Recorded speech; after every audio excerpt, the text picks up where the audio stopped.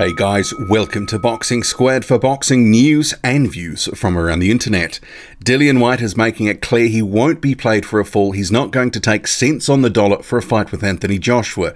Joshua has made an opening offer to White for the April the 13th fight at Wembley, and White is hitting out at it, saying it's utterly ridiculous. So we'll get to that, and also some comments he's made in response to the Vladimir Klitschko comeback rumours. Obviously, White's name is in the mix there if he does come back. Steve Bunce, he's generated that rumour, well, he's made that public from rumours that he's heard and then subsequently said publicly. So we'll get to all that and more. So buckle in, let's go. So this TalkSport article here, it says, the headline, not good enough, Dillian White blasts utterly ridiculous offer from Anthony Joshua for April fight. Response to Vladimir Klitschko comeback rumours. So I'll go through the story in chunks and I'll wade in along the way. But in terms of White, the starting bit, there's been a first offer, but it's utterly ridiculous. It's way less than I made against Chisora. It's a ridiculous offer.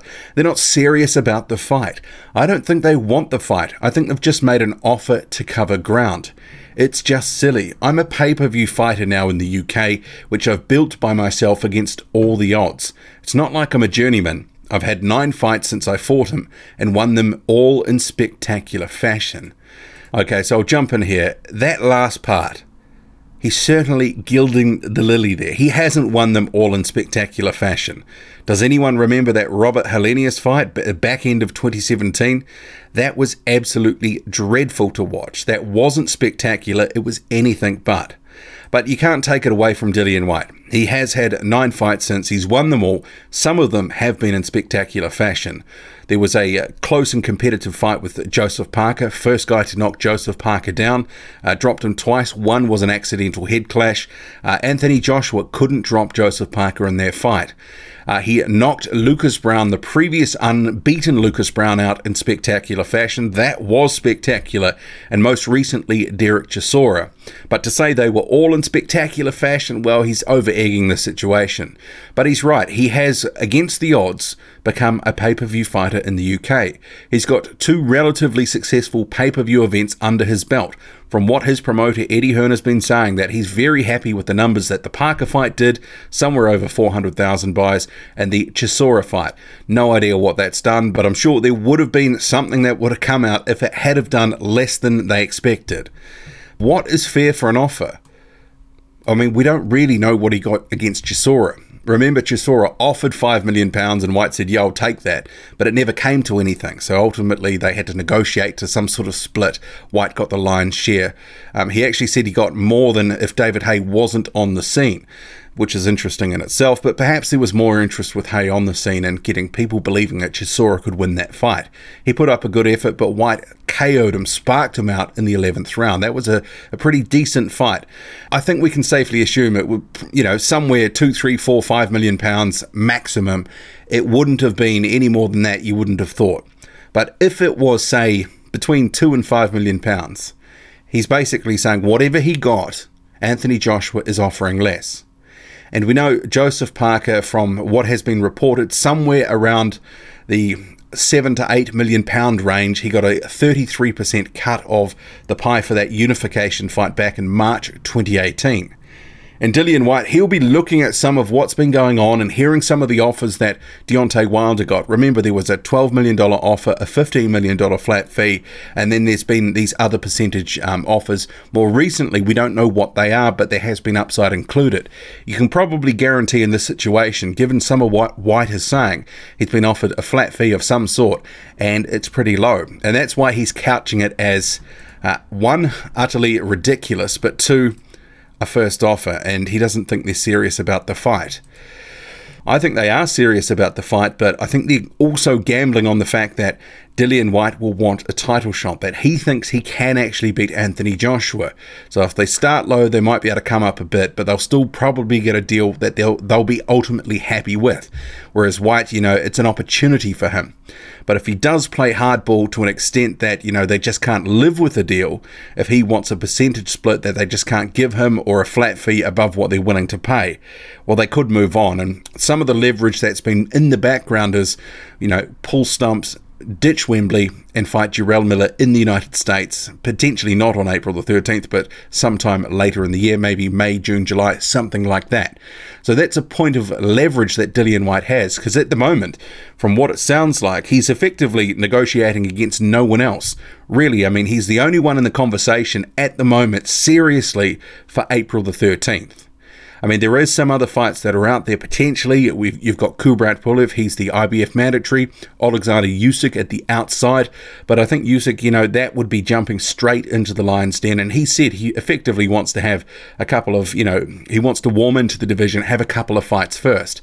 But White, you know, I can understand his position that he doesn't want to be lowballed to an extent that he feels a joke offer, especially if he's already made more than that in his career, and then he's fighting the cash cow of the division but going to make less than he's previously made. In some ways, that doesn't really make sense. I mean, Chisora is a name, but it's not Anthony Joshua, and while White would be the B-side in a Joshua fight, you know, it's right for him to expect that he'd get a career high payday. Otherwise, it'd be like, well, you know, what's really going on here? And especially if it's a flat fee, he will never know how much money would have been generated, and surely he would want a percentage split. I know if I was him, I would want a percentage split as well. Okay, we'll continue here. Apart from me, Tyson Fury and Deontay Wilder, you can't sell out Wembley. So let's be realistic. Looks like Tyson Fury is going to fight Deontay Wilder, so if he's serious, he needs to stop messing about. This is an easy fight to make. It's not a hard fight. I have the rankings, we have history, we fought twice already. No one's going to complain about the fight, so what's the problem? Okay, I'll just jump in there. This part about no one's going to complain about the fight. There's a lot of people complaining about the fight because the two guys he already listed, they want to see Joshua in with them. It's kind of like Dillian White's, you know, third in the queue way back in fans' minds in terms of who they would prefer as their first option. But if they're otherwise engaged, you know, the next cab off the rank, it is White. And I think he is right. Who else besides White can Joshua face right now and sell Wembley out? There wouldn't be too many names. Maybe a Klitschko rematch, but do we actually need to see that or want to see that? Yeah, I wouldn't want to see that. But besides White, I think, you know, he would have to give it up and go face someone else if he can't get White in the ring. And this is why, obviously, this whole sort of, you know, he wants to play hardball because he knows they've got the state. There'd be huge penalties involved if they had to give up the stadium, the date, you know, the deposit, all that sort of stuff. There'd be a whole thing's, you know, bundle of logistics and other bits and pieces planning that's already in flight. These events, these massive events, just don't happen. You'd have to book and pay for things several months out, and they already had this date for some time, so they've already been doing some form of planning, knowing that once the opponent is found, and then they'll really ratchet up the gears in terms of the what next, building up to fight night. So the groundwork has already been laid for what is a massive event. A lot of time, effort and money has already been spent for this Wembley date, and because it's the only date they can get this year, I can't see them giving it up. And if Joshua doesn't fight on the card, who can they fill it with? And that's the thing. That's the sort of leverage that he's got. You know, who else, what can they do? And some of that, the backstop of Amir Khan and Kell Brook, that's gone. There is some talk of Vladimir Klitschko and Dllian White potentially fighting at Wembley. If that's a co-main event or if that's a main event, we don't know, but I'll come to some of the Klitschko stuff a bit later on. And if we get to the next bit, it's way off. How can I make more to fight Dereck Chisora? There's middle ground, there's okay ground, and there's way, way, way off. It's arrogance. And I guess in terms of that piece, there is a bit of a stink around, especially some of the stuff that Barry Hearn has been saying where it comes to Anthony Joshua, that they're not going to give up a cent more than they have to, than they feel they need to get a fight with anyone in the division. And some of that is going to be a hindrance going forward, especially for some of these bigger fights like Tyson Fury and Deontay Wilder. And we can all have our opinions on what's actually fair for those guys. But the bottom line is, if they don't get what they're happy with, they won't jump in the ring. And there is nothing that can force them to get in the ring. And that is some of the leverage that they have. And Deontay Wilder knows that without him, Anthony Joshua can never become undisputed. He can sort of deny that piece of legacy to Anthony Joshua. But Dillian White, who was Joshua's listed backup, he won't want to take less than he feels he's worth either, and that's why he's saying it's arrogance. He will know there's a boatload of money that will be made off this fight, and if he's going to get paid, say, 3, 4, 5 million pounds, knowing that he got paid more against Chisora, whatever he got there, he feels he would be getting paid less for this fight.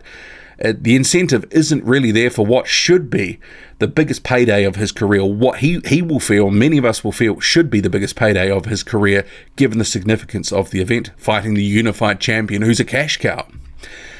If we get to the Vladimir Klitschko stuff, Dillian White, he is welcoming the talk of a potential fight with Vladimir Klitschko. If Klitschko came back, I'll fight Vladimir Klitschko and knock him out if he comes back. I'll definitely knock him out. I know exactly what to do. I trained alongside him. I sparred him for years, and I know what he's like. I'd knock him out. He's a great fighter. He gave Anthony Joshua hell, but I just believe it's my time now, and I know what to do. I know how I need to fight him. Of course he can put me down, in brackets here. He's very experienced. I just believe I will take it into his kitchen and rip the sink out. He doesn't like body punches as well. I know that from sparring with him. Dillian White statements. This is to TalkSport. Very interesting indeed. Vladimir Klitschko coming back at, he'd be what, about 42, 43 probably by the time a fight would be held. It would be very interesting to see him in a fight with Dillian White or any of the other top guys if in fact he does come back. It'd be interesting to see how much does he have left in the tank and how much has Dillian White really advanced. And if he was able to land some body shots on Klitschko, that left hook on the chin, Klitschko could be in trouble. But, you know, he is a wily vet. He's bigger than White, longer reach than White. He knows how to manage range. It would be a tough fight for Dillian White too. It'd be a very interesting matchup. I think some of this from Steve Bunce, he's the one that's put this out there on BBC. Yeah, I just don't know if it's going to happen. I think Klitschko, he loves hearing his names in the headlines like this being talked about. But if he doesn't come back shortly, it'll be a bit like Boy Who Cried Wolf, because there's only so many times we're going to be interested in hearing about potentially Vladimir Klitschko coming back. It's been, what, about 4 or 5 times in the last, 6 months that we've heard hints. Doesn't mean he is actually coming back. But yeah, we'll watch with interest here. But Dillian White, he's not going to be lowballed, and in some ways, I'm sure he can get the offer up. He thinks it's a first offer, but there will come a point where they'll go, no, we're just not going to accept that. But so too, White can play that game too. And if there really is nowhere else to turn, they might just have to pay him a lot more than they'd like to. We'll have to see what happens. What do you make of it all? Drop a comment, loud and often. Hit like, hit subscribe, follow me on Twitter, boxing_squared. I'm out.